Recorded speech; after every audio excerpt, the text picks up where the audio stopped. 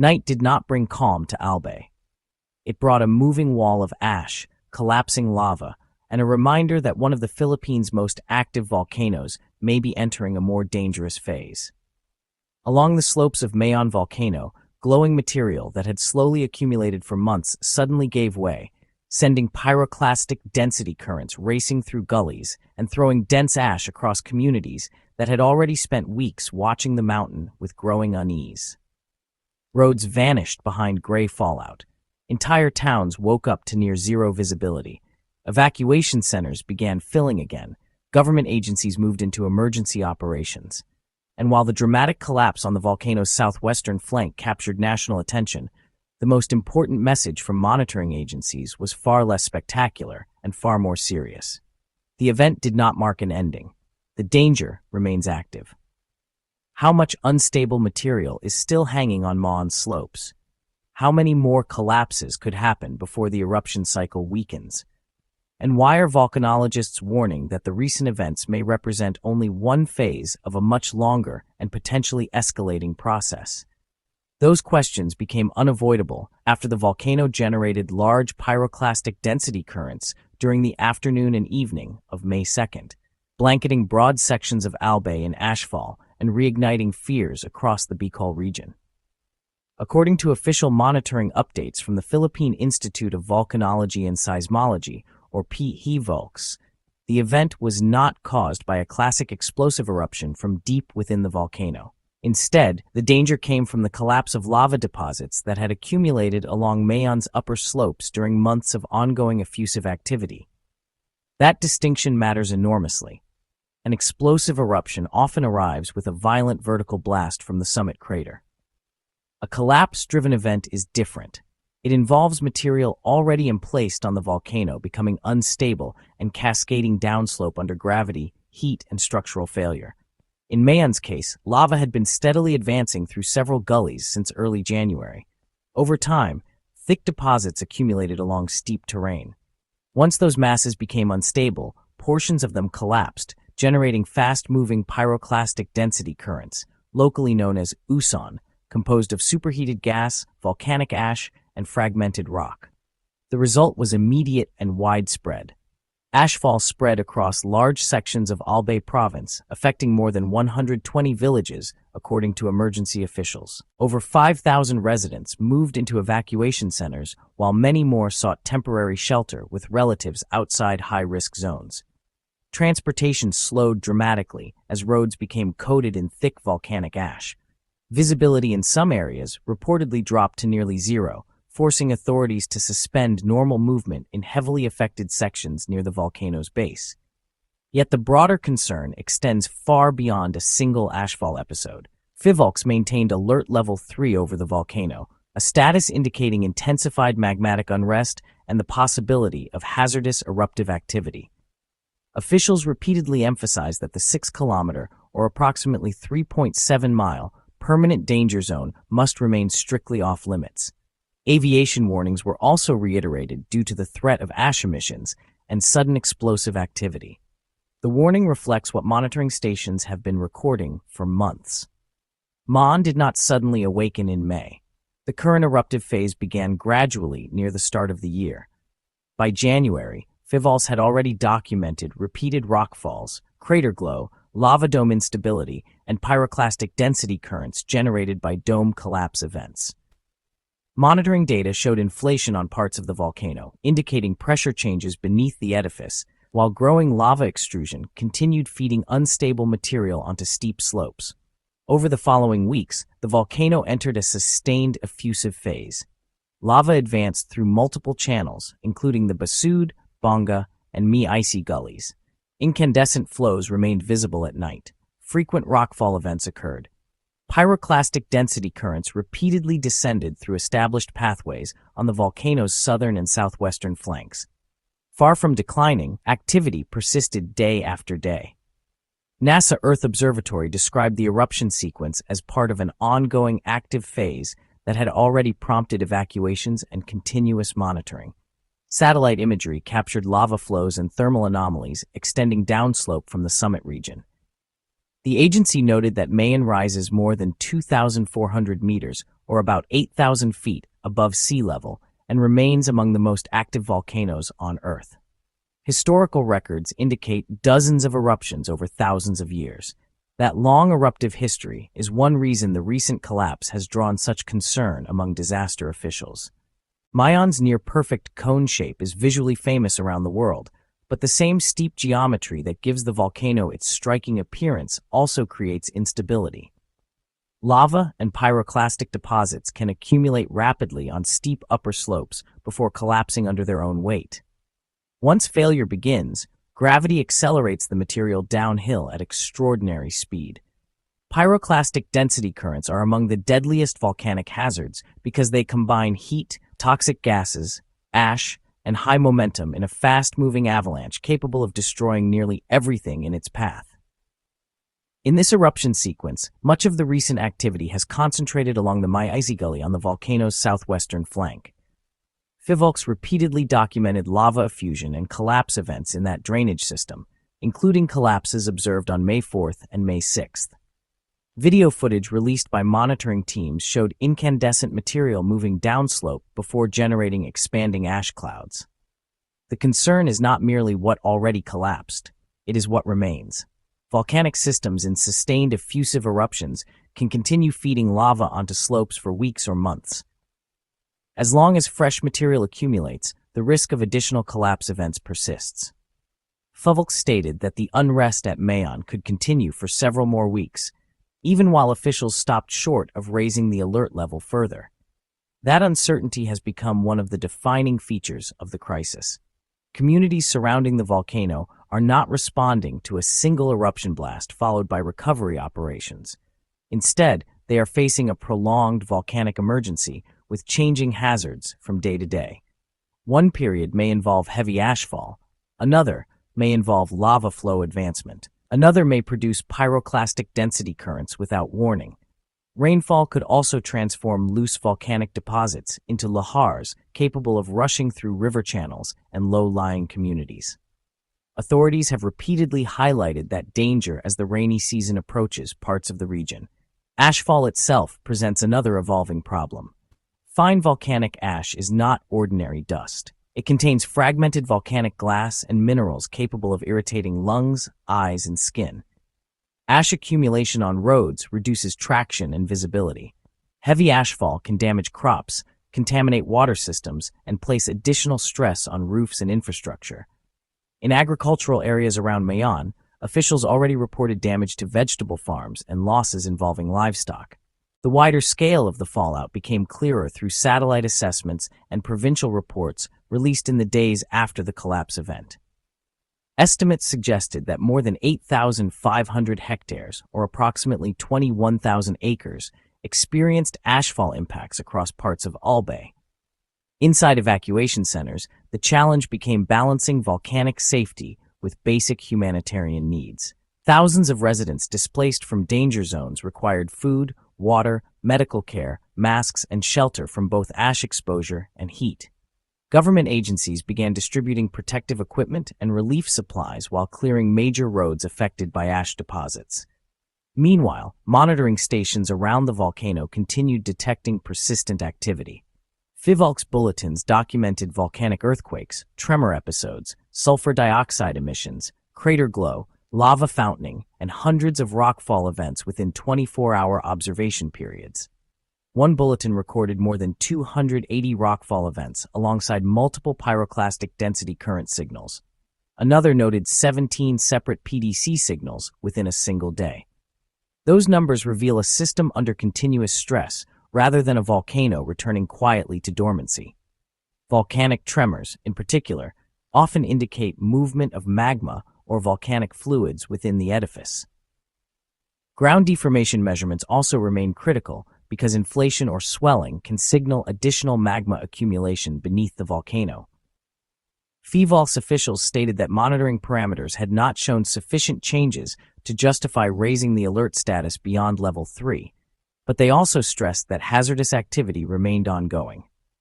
That distinction between not escalating and not safe has become central to public understanding of the eruption. A maintained alert level does not mean conditions are stable in the ordinary sense. it means the volcano continues operating within an already dangerous phase that authorities believe still falls inside the criteria for Alert Level 3. Hazardous events can still occur repeatedly under that classification. For residents near Mayon, that reality has created a tense rhythm of uncertainty.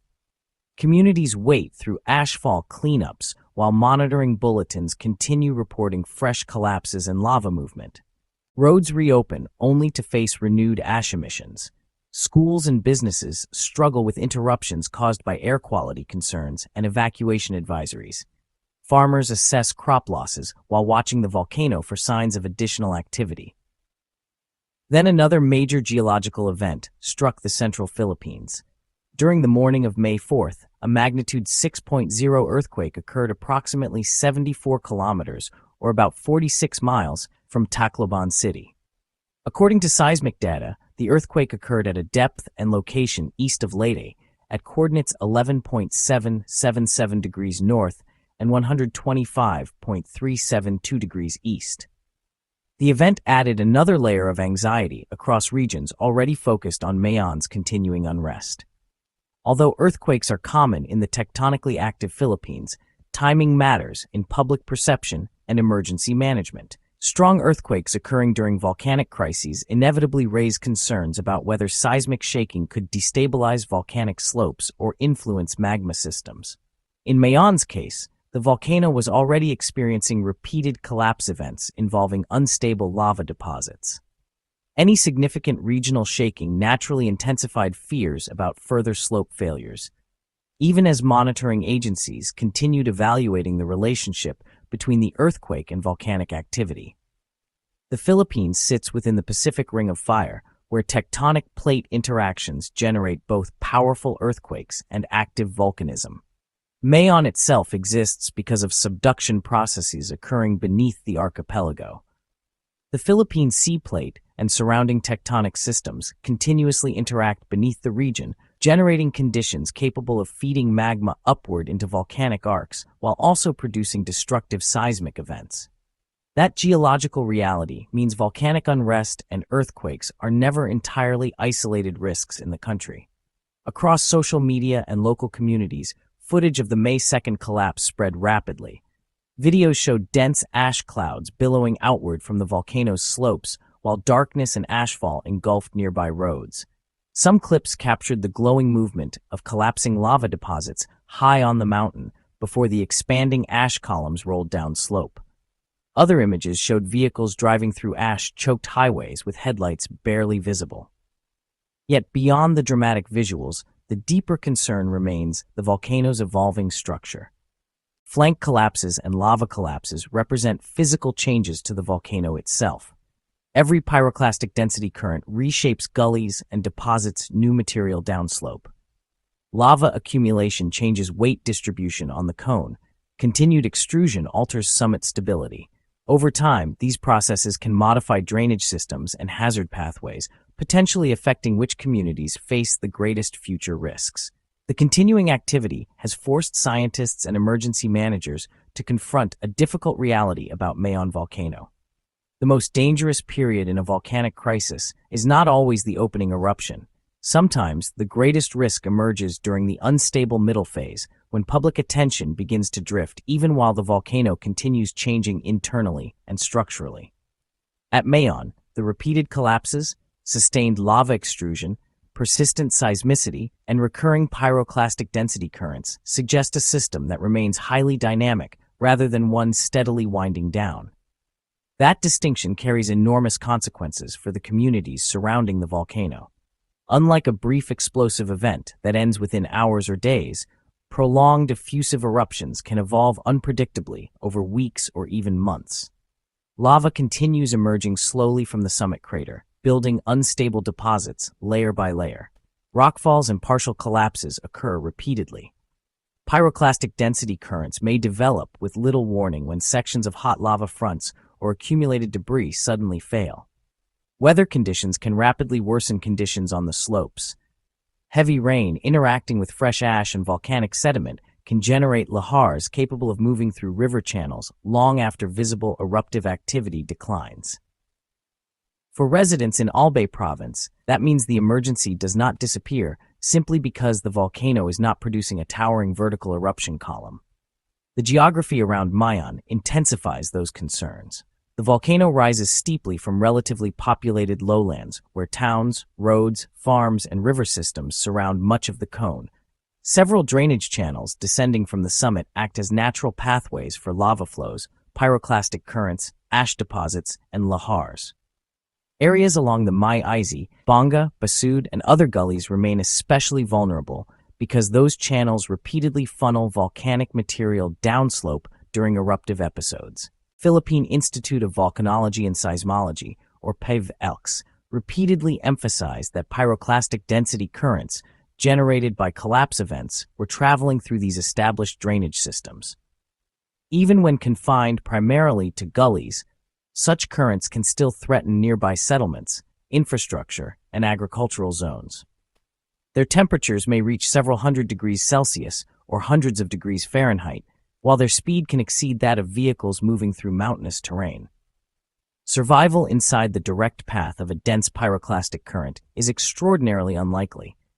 That is why evacuation boundaries remain strict despite periods when the volcano appears visually calm. The challenge for authorities is that volcanic hazards do not always provide obvious visual warnings before intensifying. Lava extrusion may appear slow and manageable for days before a sudden structural collapse triggers pyroclastic flows. Small ash emissions may precede larger events. Seismic patterns may fluctuate. Gas emissions may rise and fall. Even changes invisible to the public, such as internal magma movement or ground deformation, can alter hazard conditions rapidly. Monitoring agencies therefore rely on a broad network of instruments rather than visible eruptions alone. Seismometers surrounding Mayon record volcanic earthquakes and tremor activity. Electronic tiltmeters measure subtle changes in the volcano's shape. Satellite observations detect thermal anomalies and ground deformation. Gas monitoring systems track sulfur dioxide emissions, which often increase when magma approaches the surface. Visual observations from monitoring stations document lava movement, rock falls, crater glow, and ash emissions. During the current eruptive phase, many of those indicators have remained elevated. Sulfur dioxide emissions, in particular, have stayed significant throughout the eruption sequence. Volcanic sulfur dioxide can contribute to VOG, or volcanic smog, which affects air quality and respiratory health in surrounding communities. Long exposure may irritate lungs and eyes, especially among children, elderly residents, and individuals with respiratory conditions. Combined with ashfall, the environmental burden becomes even more severe for communities living near the volcano. Agriculture has emerged as one of the sectors facing the greatest strain. Albay's fertile volcanic soils support farming communities that depend heavily on crops vulnerable to ash contamination. Fine ash can coat leaves, damage plant tissues, reduce photosynthesis, and contaminate irrigation systems. Livestock face risks from contaminated feed and water supplies. Coconut plantations, vegetable farms, and rice fields across affected municipalities have already reported losses associated with ashfall and prolonged volcanic activity. For families dependent on agriculture, the economic effects may persist long after the visible eruption subsides. Tourism has also suffered. Mayon Volcano is among the most recognized natural landmarks in the Philippines, attracting visitors because of its nearly symmetrical cone and volcanic scenery. However, tourism around an active volcano changes instantly once evacuation zones expand and ashfall begins affecting transportation corridors. Hotels, restaurants, tour operations, and transport services across portions of Albay have faced disruptions tied directly to the eruption and evacuation measures. Infrastructure maintenance has become another growing concern. Volcanic ash is highly abrasive. It damages vehicle engines, clogs filtration systems, contaminates machinery, and accelerates wear on critical infrastructure. Power interruptions may occur when ash accumulates on electrical systems. Water treatment facilities face contamination risks. Roads become hazardous during wet conditions because ash turns slippery and mud-like when saturated with rain. Authorities have therefore been balancing emergency response operations with continuous cleanup efforts across affected municipalities. One of the most dangerous future scenarios involves heavy rainfall striking large ash-covered areas around the volcano. Fresh volcanic deposits remain loose and unstable. During intense rain, those materials can rapidly mobilize into lahars, volcanic mudflows capable of traveling long distances through river valleys. Lahars often contain mixtures of ash, rock fragments, water, tree debris, and sediment dense enough to destroy homes and bridges. Historically, lahars have caused some of the deadliest secondary disasters associated with Philippine volcanoes. That possibility remains especially concerning because the eruption is unfolding during a period when seasonal rainfall patterns may intensify in the coming months. Even if explosive activity weakens, rainfall-triggered lahars could continue threatening communities well afterward.